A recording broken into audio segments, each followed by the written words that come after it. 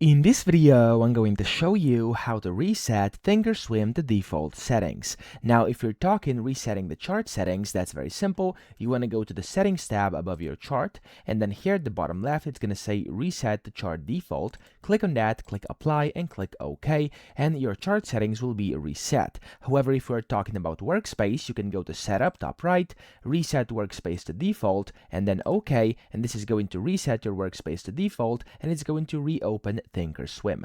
But if you're trying to basically reset anything else, although I do think that was pretty much what you meant, but if you didn't, if you want to reset like specific settings that can actually be reset via a button, you could also do this, but the easiest way would be to just completely uninstall ThinkorSwim from your computer and then just reinstall it back freshly, and it's going to basically have all the fresh reset settings. So that's the most convenient way to do it and also the quickest, but if you just wanted to reset chart or workspace, I showed you how to do it. So that's it. I hope this video helped you out. If it did, please subscribe to the channel and help me out as well.